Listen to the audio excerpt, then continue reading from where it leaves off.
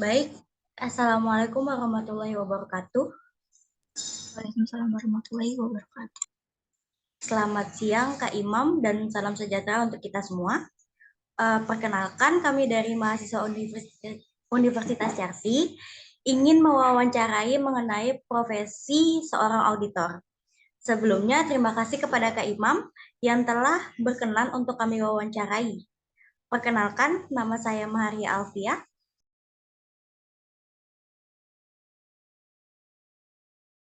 Saya Mira Damayanti.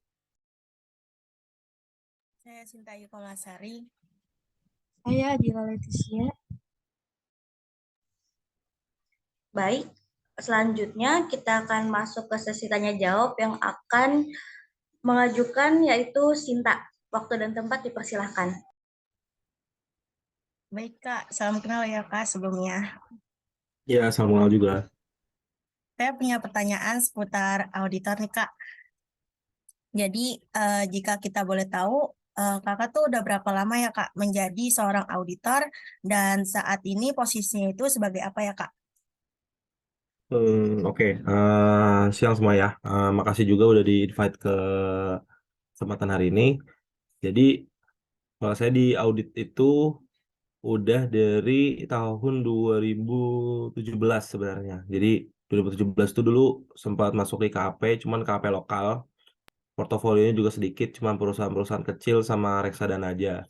Nah, dari situ saya sempat nyebrang ke company sekitar setahun. Dari company itu waktu itu di Mitsubishi.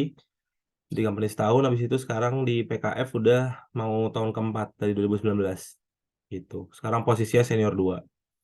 Jadi kalau di PKF itu kan posisinya itu dari mulai internship, magang, kemudian junior auditor 1 dan 2, semi senior sampai dengan senior 1, 2, 3, 4.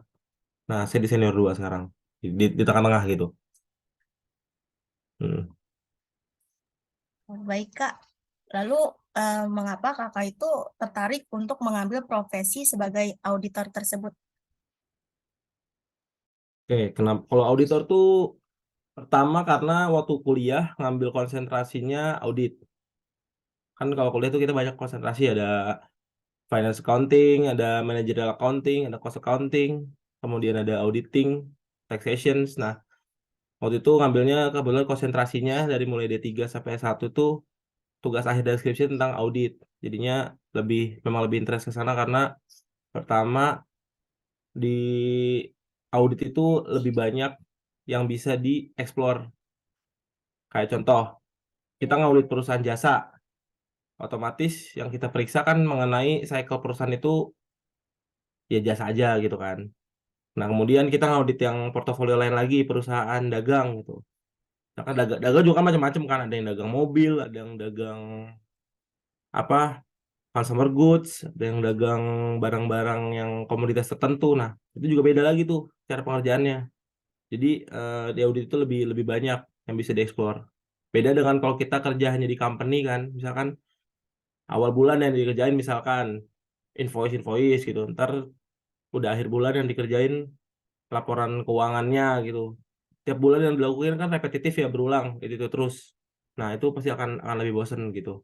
Nah, kenapa ngambil auditor atau bidang audit ini? Karena pertama tadi lebih banyak yang bisa dieksplor. Jadi beda klien, beda lagi jenis pekerjaannya, jadi bisa lebih banyak belajarnya gitu. Iya Kak, baik ya Kak.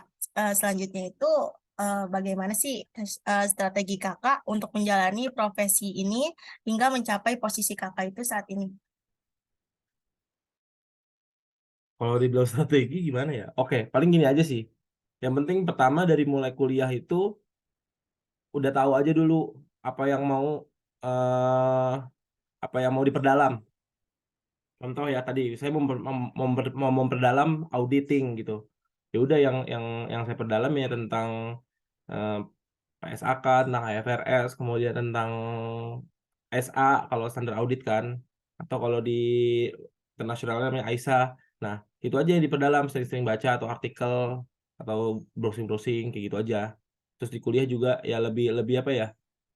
Lebih memperdalam mata kuliah auditingnya kayak gitu. Nah, terus juga ngambil-ngambil tugas akhirnya atau skripsinya ya tentang auditing juga. Karena kan di sana kan bentuk risetnya ya, makin sering kamu riset kan makin makin paham juga tuh ininya kan, apa namanya, eh program atau konsultasi itu, auditing gitu, kamu riset tentang auditing ya kamu pasti akan lebih paham tentang auditing gitu kan, tentang standarnya, tentang proses kerjanya seperti apa. Nah, itu pertama, yang penting di kuliahnya tuh kamu harus tahu mau ngambil concern apa, konsentrasi apa. Nah, ketika dikerja, ketika udah nyampe bidang profesi gitu, kamu udah di kantor, udah di KAP, ya itu pertama kerjanya sesuai dengan audit program, udah pasti. Sesuai audit program, sesuai kode etik akuntan publik, sesuai dengan deadline yang udah ditentukan. Karena kan yang kita tahu sendiri, kalau audit itu kan kerjanya ada bulannya ya. Kayak ramenya itu kerjaan dari Oktober sampai dengan Juni biasanya. Nanti setelah itu sih udah nggak, 3 bulan tuh biasanya kosong, nggak ada kerjaan. Nanti ya kita kerja harus sesuai deadline itu. Itu aja sih paling kalau strateginya. Kenapa bisa sampai posisi sekarang. Intinya sama dinamis. Jadi kita tuh kalau di bidang audit nggak bisa cuma pinter di teori aja atau tentang akuntingnya aja atau tentang auditnya aja nggak bisa. Tapi kemampuan komunikasi kita dengan klien, dengan atasan, dengan partner, dengan manajer itu juga harus bagus. Jadi percuma kita pinter secara teori nih, kita tahu segala macam jurnal, tahu segala macam standar akuntansi, tapi ketika klien ada masalah, dia ngajak diskus, kita nggak komunikatif, kayak gitu. Atau misalkan diskus sama partner atau diskus sama bos, kita juga nggak komunikatif, bosnya nggak ngerti kita maunya gimana atau dia maunya gimana. Kayak gitu susah juga. Jadi di bidang audit ini memang kemampuan komunikasi juga perlu. Jadi salah satu strategi juga itu kita harus dinamis. Jadi kita harus komunikatif ke klien dan juga ke atasan kita di kantor kayak gitu. Baik Kak, untuk pertanyaan selanjutnya, industri apa yang pernah Kakak audit? Industri apa yang pernah diaudit ya? Iya Kak. Pertama reksadana, reksadana, reksadana udah pernah. Reksadana pasar uang, reksadana fix, fix, fix income kayak obligasi, kemudian reksadana saham juga pernah. Yang kedua, perusahaan jasa-jasa outsourcing, yang jasa-jasa pemasok tenaga kerja, men supply. Terus juga yayasan saya pernah, yayasan pernah. Kemudian perusahaan dagang dari mulai consumer goods, kayak perusahaan-perusahaan distributor makanan, minuman. Kemudian perusahaan konstruksi, pembangunan jalan atau pengaspalan jalan pernah. Terus kemudian hotelan, hotel-hotel dari boleh bintang 3 sampai bintang 5 pernah. Terus eh digital advertising itu kalau kalian suka lihat kan, kalau buka Line atau buka detik.com gitu suka ada iklan nongol. Nah, itu perusahaannya tuh yang ngejalanin iklan kayak gitu, itu pernah. Terus yang gede itu sekarang apa ya? Mobil otomotif saya juga pernah. Kebetulan sekarang lagi pegang merek Mitsubishi, lagi jalan auditnya.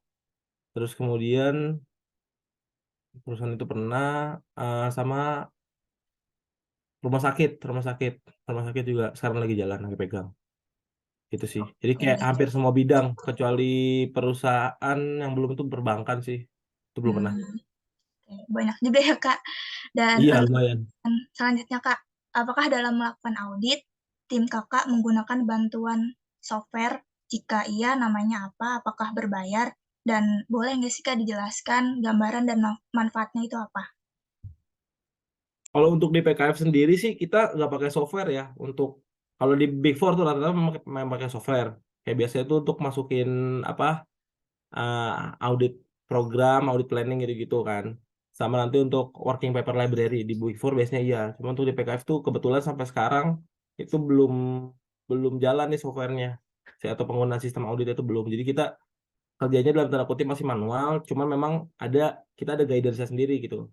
Kayak misalkan perusahaan dagang nih benchmarknya apa-apa aja gitu. Terus yang harus dicek apa-apa aja, prosedurnya apa-apa kita udah ada. Cuman memang belum systemize seperti di Big Four kayak model di PwC, EY atau di KPMG atau Deloitte gitu. Jadi kalau software sih sampai sekarang belum belum pernah pakai. Cuma memang kalau guidance kita ada dari PKF internasional langsung kayak gitu. Oke, baik Kak. Selanjutnya, apakah KPKK menggunakan Atlas? Dan bagaimana pandangan Kakak tentang Atlas PPK Apakah sangat membantu proses audit atau sulit untuk diterapkan? Atlas itu semacam software itu ya, software audit ya. Iya, Kak. Kalau bentar, kalau Atlas itu, bentar, Atlas, oh, aplikasi P2PK ya. Kalau audit tools ini kayaknya kita belum pakai deh. Kalau di PKF belum pakai deh Atlas ini deh. Kalau di Oke, PKF belum pakai, makanya tadi saya bilang kalau di PKF kebetulan sampai sekarang kita masih dalam tanda kutip masih manual. Cuma kita memang kerjanya itu untuk audit program, audit planning itu kita masih pakai ke PKF guidance-nya aja kayak gitu. Jadi tergantung perusahaan apa yang kita periksa, guidance itu yang kita pakai kayak gitu. Jadi kalau kalau software kemudian yang aplikasi Atlas tadi yang dari P2PK itu kita juga belum pakai sih. Gitu. Oke, baik Kak. Pertanyaan selanjutnya, prosedur audit lanjutan itu kan seperti pengujian pengendalian, pengujian substantif atas transaksi, prosedur analitis, pengujian substantif rinci saldo. Dapatkah diberikan gambaran gitu Pak, Kak, dalam penerapannya yang Kakak sendiri udah lakuin gitu? Oke. Kalau kita urut dari prosedur paling awal ya, kalau kita urut dari prosedur paling awal itu kan yang paling awal itu pengujian pengendalian tadi, atau biasanya kalau auditor bilang itu test of internal control atau walkthrough control. Nah, jadi pengujian pengendalian itu pertama kita harus baca, dan kita harus analisis terkait dengan SOP perusahaan. Jadi kita audit itu nggak cuma ngecek angka aja, tapi kita juga ngecek pengendaliannya. Kita lihat pengendaliannya dari mana ya tadi SOP perusahaan. Pengendalian itu juga banyak. Kita ambil contoh perusahaan yang paling common aja ya, perusahaan yang paling biasa gitu kayak perusahaan dagang atau perusahaan jasa. Pengendaliannya udah pasti tuh pengendalian penerimaan pendapatan. Itu biasanya udah dari awal sampai akhir tuh kita harus baca SOP-nya dari mulai A sampai Z. Contohnya dari mulai gimana dia bisa dapat pendapatan itu sampai dengan gimana dia nerima uang dari hasil pendapatannya itu kita baca semua SOP-nya. Itu untuk yang pendapatan. Nah, ada lagi yang contoh internal control, test of internal control terkait dengan purchase atau procurement, pembelian barang dagang kah, atau misalkan dia pembayaran eh, biaya-biaya yang terkait dengan langsung dengan pendapatan, direct cost-nya atau cost of revenue-nya. Nah, itu beda lagi. Jadi kalau untuk internal control itu kita cek intinya dari awal sampai dengan akhir SOP-nya. Dari hulu ke hilir, ada nggak nih internal control atau pengendalian internal yang memang berisiko untuk terjadinya misstatement laporan keuangannya kayak gitu. Kalau nggak ada, nah caranya kita tahu itu biar kita tahu ada resiko atau enggak dari mana. Nah, itu kita nanti ada namanya dokumen tes untuk test of control tadi. Jadi kita minta seluruh dokumennya, tapi sampel sih, ini kita pakai sampel. Kita sampel, nanti kita ambil nih dokumennya, contoh tadi pendapatan. Kita minta dokumen pendapatan dari mulai A sampai Z sesuai dengan SOP tadi. Kita minta nih dokumennya. Nah, terus dari situ kelihatan kan, ada nggak nih kontrol-kontrol yang lepas gitu. Misalkan contoh, oh ada nih dokumen penerimaan pendapatan tapi nggak ditandatanganin dan nggak ada selip penerimaan di banknya. Oh, berarti ini kan kita nggak tahu nih uangnya masuk apa nggak, ya kan? Nah, itu kayak gitu-gitu kita lihat. Untuk yang pengendalian internal tadi. Nanti outputnya kemana? Kalau pengendalian internalnya tadi banyak yang dalam tanda kutip jebol, banyak yang nggak terlaksana pengendalian internalnya, itu nanti kita larinya akan ke perhitungan sampel untuk pengujian substantif dan tadi apa pengujian terhadap detail angka tadi. Nah, itu nanti kita semakin banyak pengendalian internal yang gagal, yang jebol tadi, nah itu semakin banyak sampel yang akan kita ambil di pengujian substantifnya. Gitu. Oke, baik Kak. Untuk pertanyaan selanjutnya, dari pengalaman Kakak jadi auditor ini, bagaimana penerapannya sampling audit dalam proses pengauditan, Kak? Sampling ya. Iya, penerapan Oke. sampling audit. Penerapan sampling itu macam-macam. Jadi tadi contoh, kalau untuk kita pengendalian tes pengendalian internal tadi, itu kita samplingnya pakai interval. Jadi interval itu dari sekian banyak transaksi, berapa yang akan kita sampel, nanti kita tes intervalnya. Misalkan setiap transaksi keberapa yang akan kita cek. Gitu. Pertama, kenapa interval? Kalau untuk pengendalian internal, kalau kita pilih transaksinya block sampling atau dari transaksi terbesar ke terkecil, itu klien akan mudah memanipulasi datanya. Oh, udah tahu nih yang dicek nih transaksi yang gede-gede aja, udah kita benerin yang gede-gede aja, kita tanda tanganin kayak kita apain kayak gitu kan. Nah, kalau interval kan dia nggak tahu mana yang akan kita pilih. Gitu. Itu contoh sampling interval. Untuk nanti substantif, pengujian substantif tadi dan kemudian pengujian atas saldo angka akun-akun yang akan dicek, itu kita biasanya pakai metode sample block baru. Karena kalau ini kan udah tidak terkait pengendalian internal ya. Kalau ini kan terkait asersi tadi, existence, occurrence, kemudian accuracy, cut off segala macam. Nah, itu kita udah pakai block sampling. Jadi kita pilih dari transaksi terbesar sampai dengan transaksi yang terkecil menurut guidance sampel kita. Jadi kalau untuk angka-angka yang sudah di bawah guidance sampel kita atau di bawah performance materiality kita, itu nggak akan kita cek. Karena ada atau tidak adanya angka tersebut, benar atau tidak benarnya angka tersebut, kalau sudah di bawah performance materiality artinya tidak akan mempengaruhi opini auditnya. Gitu. Jadi kalau untuk internal control kita pakai interval, kalau untuk substantif atau pengujian angka, itu kita menggunakan block sample. Oh, baik, Kak. Untuk pertanyaan selanjutnya, untuk saat ini kan kita itu pelajaran audit itu kan masih membahas tentang audit berbasis risiko. Terus pandangan Kakak mengenai audit berbasis risiko itu seperti apa sih? Oke, kalau audit berbasis risiko ya tadi, makanya tadi saya bilang beda perusahaan, beda treatmentnya kan. Contoh risiko di perusahaan jasa dengan dagang beda. Kemudian di dagang balik ke manufaktur gitu beda. Nah, jadi berbasis risiko itu menurut saya sih bagus ya. Bagusnya dalam artian kita jadi mengerjakan atau melaksanakan auditnya itu ya benar-benar sesuai dengan jenis perusahaan atau entitas yang lagi kita kerjakan. Jadi gini, kita tidak mengerjakan audit itu semua perusahaan pukul rata gitu. Kasarnya kayak gitu ya, bahasa gampangnya. Jadi kita mengaudit itu tidak semua perusahaan kita pukul rata. Kemudian kita jadi tahu nih perusahaan A jasa gitu, B dagang. Jadi kita tahu nih masing-masing perusahaan itu treatmentnya akan seperti apa. Gitu. Dan juga risk based audit itu atau audit berbasis risiko tersebut juga biasanya atau bagusnya itu tidak membuat audit jadi over audit gitu. Jadi nggak kebanyakan yang kita cek. Itu pasti akan berpengaruh juga ke working hour auditornya sama ke budget fee auditornya juga. Jadi kalau nanti di kantor KAP, kalau di KAP itu kan kita ngitung jamnya berdasarkan working hour ya. Jadi working hour auditor juga nggak bengkak gitu. Jadi lebih efektif pengerjaannya menggunakan audit risk based tadi. Gitu sih. Baik, Kak. Untuk selanjutnya, apakah Kakak pernah menemukan fraud dalam proses audit? Berikan contoh, jelaskan bagaimana tanggapan Kakak atas temuan tersebut. Oke, nemuin fraud pernah beberapa kali. Yang 2 masuk penjara, yang 1 dipecat. Jadi memang kan untuk audit general itu objektif kita itu hanya mencari kewajaran laporan keuangan ya, bukan mencari ada fraud atau tidak. Cuman kalau memang menemukan itu hoki berarti kan. Itu hoki gitu. Nah, contohnya waktu itu saya nemuin fraud di perusahaan distributor alat kesehatan dan obat-obatan. Jadi memang dia itu jualannya alat kesehatan dan obat-obatan.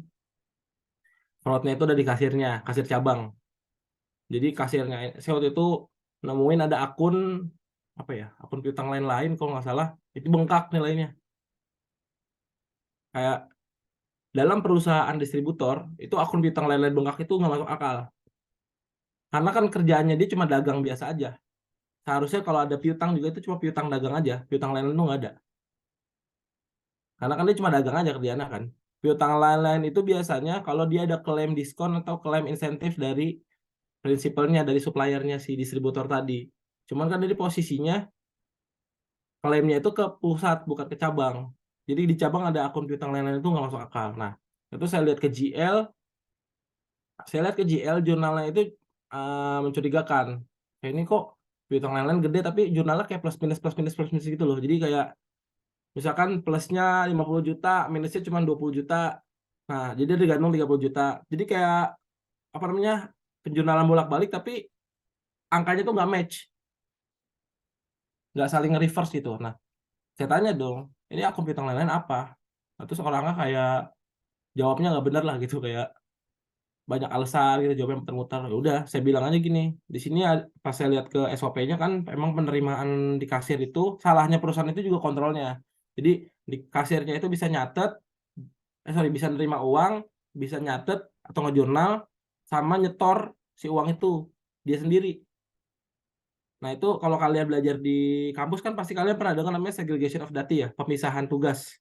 Nah, itu karena segregation of data-nya nggak jalan.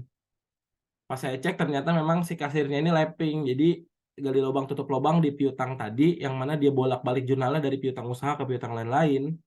Itu baru dari Januari sampai September waktu itu saya cek, itu nggak ada aja uangnya 900 juta. Nah, akhirnya ya udah saya bikin BAP, saya bikin berita acara, saya kasih sorry. Kemudian klien bikin manajemen letter, akhirnya kalau si kasir itu udah ditindak sih waktu itu di penjara sih. Kalau nggak salah 3 tahun penjaranya. Gitu. Itu satu. Kalau yang satu lagi waktu itu distributor juga, tapi distributor ini apa kartu perdana dan voucher pulsa gitulah. Itu waktu itu di Jawa Timur perusahaan itu cabangnya. Nah, itu dia bawa lari uang 300 juta. Jadi waktu itu kita cek, kita cash count, kita tarik mundur, kok nggak ada 300 juta, berapa gitu, 326 jutaan uangnya. Nah, ternyata memang si salah satu sales di sana tuh mengakui ada kayak kepala salesnya itu yang bawa lari uang gitu. Tapi kalau kayak gitu-gitu kalau udah ranah berikutnya itu udah ranah hukum dan perusahaan, maksudnya perusahaan yang tindak lanjut gitu. Kalau kita cuma ngasih berita acara aja paling sama ngasih surat rekomendasi aja bahwa memang ini ada masalah nih, selanjutnya mau digimanain sama perusahaan. Cuma memang hal-hal kayak gitu kalau ketahuan tidak mempengaruhi opini audit harusnya. Karena pertama, kalau audit laporan keuangan kan kita kalau ada temuan-temuan yang material masih bisa kita lakukan jurnal penyesuaian adjustment. Selama adjustment itu masuk dan bisa diposting dan manajemen juga setuju, itu harusnya nggak akan pengaruh ke opini kewajaran laporan keuangan. Tapi kalau memang manajemennya nggak mau di-adjust, kayak biarin dah kasnya masih tetap aja segitu gitu, walaupun uangnya dari bola 300 juta gitu. Berarti kan artinya yang ada di laporan keuangannya dengan yang terjadi di lapangannya nggak relevan, ya kan? Di lapangan uangnya 300 juta nggak ada kok, di sini kok di laporan keuangan masih ada, kan nggak relevan. Nah, dia nggak mau di jurnal, nah itu pengaruh baru ke opini. Cuman kalau dia mau di jurnal, mau kita adjustment, kita posting ke dalam laporan keuangan auditan, kalau dia mau berarti nggak masalah. Tapi kalau fraud gitu, seharusnya kalau memang manajemennya mau memperbaiki kontrolnya segala macam dan mau mengikuti rekomendasi auditor, seharusnya tidak pengaruh ke opini audit laporan keuangannya kayak gitu. Baik, Kak. Untuk pertanyaan selanjutnya, saat ini kami sering mendengar Big Data. Apakah ada dampak penggunaan Big Data dalam proses audit saat ini? Oke, Big Data ini kan lebih ke Big Data dimaksud tuh pemrosesan datanya ya. Iya, Kak. Oke, kalau Big Data itu kan ya kita kenal sekarang gini ya. Audit ini kan sekarang apalagi semenjak pandemi COVID kemarin kebagi 2 cara. Ya, ada remote audit, kemudian ada on-site audit atau conventional audit seperti biasa gitu. Nah, kalau di conventional audit atau audit yang kita datang langsung on-site gitu, saya rasa tuh nggak terpengaruh dengan big data tersebut karena data yang kita cek tuh biasanya data fisik kan. Nah, sedangkan untuk yang audit remote atau hybrid ini, nah itu yang biasanya memang pertama menggunakan space yang besar untuk mengelola data yang memang dikirim oleh klien. Contoh, kadang data buku besar aja atau data GL aja itu bisa bergiga-giga kayak gitu. Terus kemudian belum data-data lainnya seperti supporting dokumen, listing-listing akun segala macam itu Kalau dikumpulkan waktu itu saya pernah menerima data decline itu besar 30 giga apa ya. Itu semua data perusahaan. Dari mulai struktur organisasi sampai dengan rekening korannya perusahaan itu segitu. Nah, makanya saya bilang tadi kalau untuk kita tergantung menggunakan cara auditnya seperti apa. Kalau memang menggunakan cara audit konvensional seperti biasa yang on-site itu kita datang, kita cek dokumennya langsung ke ownernya atau ke dusnya, mungkin itu tidak akan terpengaruh dengan isu big data tadi. Cuman kalau memang menggunakan eh, apa namanya hybrid atau remote audit tadi, yaitu kita pasti bersinggungan langsung dengan big data tersebut, gitu. Karena memang pertama kita perlu space penyimpanan data yang besar. Yang kedua, kita perlu koneksi yang proper juga untuk download data-data tersebut. Nggak mungkin kalau cuma wifi kecil atau kita pakai tethering handphone itu nggak akan bisa. Kayak gitu. Jadi itu data-datanya besar. Kalau memang menggunakan remote atau hybrid audit tadi. Seperti itu. Baik, Kak, untuk selanjutnya, pesan Kakak bagi kami mahasiswa akuntansi agar menjadi auditor yang profesional dan berintegritas serta sukses di dunia kerja pada masa akan datang, bagaimana? Oke. Ya, balik lagi ke tadi. Pertama, kalau memang kalian sudah concern di audit, perdalam mata kuliahnya dari masa kuliah. Kuliah itu kan apa ya? Memang apa yang diajarkan di kuliah tidak seberapa dengan apa yang ada di dunia kerja aslinya. Memang ya.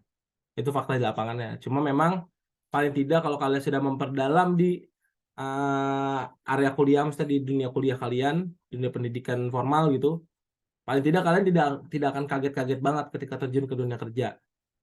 Karena itu yang saya rasain. Karena saya waktu dulu kuliah itu saya senang banget nih kalau ada pelajaran audit yang praktek gitu loh, yang kayak ngerjain working paper, kemudian bikin worksheet atau neraca lajur, sampai bikin laporan keuangan itu saya senang banget. Nah, ketika saya masuk ke KAP, saya mengerjakan hal yang kurang lebih persis, walaupun memang lebih susah gitu. Tapi kurang lebih persis gitu bentuknya. Itu cukup menolong sih. Jadi pertama itu ya di kuliah itu memang kalau memang kalian concern dan senang ke bidang audit, perdalam aja sama kuliah. Kemudian banyak komunikasi juga dengan dosen, karena paling tidak koneksi atau networking dosen itu cukup membantu. Misalkan kalian nanti mau magang gitu. Ternyata dosen kalian tuh partner KAP atau managing partner di KAP. Paling tidak kan bisa gitu. Kalian diajak atau kalian minta tolong ke beliau gitu untuk kerja di tempatnya, untuk magang gitu kan. Itu sedikit banyak juga menolong. Terus sama baca ini juga, mulai baca-baca juga terkait dengan kode etik akuntan publik juga kalau mau jadi auditor. Jadi paling tidak kalian sedikit banyak, walaupun nggak hafal semua, karena saya juga nggak hafal semua, paling nggak tahu. Jadi karena auditor itu kan bukan karyawan ya. Kalau kalian kerja di perusahaan, kalian jadi accounting ya, that's it, kalian karyawan gitu. Cuman kalau auditor itu kalian kan profesi yang memang uh, profesi yang memang bekerja untuk masyarakat umum, untuk perusahaan yang memang membutuhkan jasa kalian. Kalau memang kalian bekerja di perusahaan yang private, memang kalian kan bertanggung jawabnya hanya ke entitas yang hire kalian. Tapi kalau kalian di hire oleh perusahaan TBK untuk ngaudit perusahaan TBK, go public, itu kan kalian bertanggung jawab kepada masyarakat juga yang megang sahamnya kan. Nah kayak gitu. Jadi ya itu mulai baca-baca aja sekarang terkait dengan apa kode etik akuntan publik, kode etik akuntan. Paling tidak kalian tahu, maksudnya ketika kalian jadi profesi akuntan, apa sih yang boleh, kayak apa sih do-nya, apa sih don't-nya gitu kan. Apa yang boleh, apa yang nggak boleh, kayak gitu. Juga tadi balik lagi, kalau memang mau jadi auditor, profesi ini adalah profesi yang dinamis. Kalian nggak bisa nih jadi auditor kaku. Kaku dalam artian bukan kalian ada temuan terus kalian biarin aja gitu, enggak. Maksudnya dinamis dalam artian kalian komunikatif ke klien, kalian komunikatif ke atasan, bahkan ke teman-teman kerja kalian. Karena kerjaan ini tuh nggak akan selesai uh, kalau kalian mengerjakannya bukan teamwork gitu. Bukan berupa tim, ini kerjaan ini nggak akan selesai. Ngaudit berdua aja itu capek banget. Percayalah, kalau ngaudit berdua bertiga itu capek banget. Makanya kalian, kalau ada orang ngerasa jago ngaudit terus bisa sendiri gitu, itu nggak mungkin. Dewa dia pasti. Gitu. Jadi kalian harus dinamis. Kalau memang mau panjang atau mau berkarir di profesi ini. Dinamis dalam artian ya tadi komunikatif aja. Tapi bukan dinamis dalam artian bukan setiap kalian ada temuan, ben aja lah.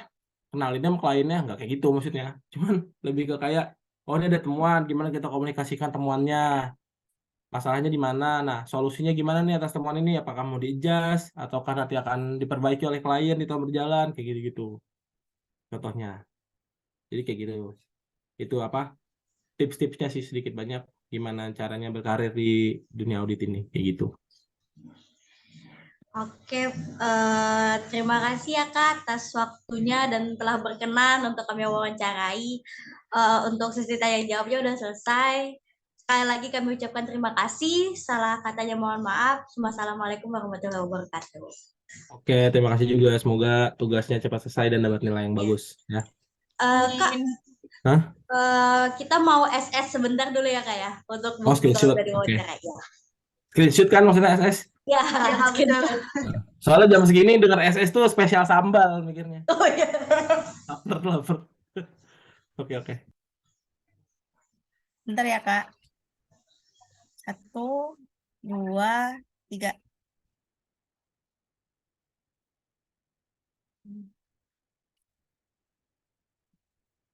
Ya, sudah, Kak. Sekali lagi kami ucapkan terima kasih ya Kak ya. Oke. Thank you kasih, juga, Kak. makasih.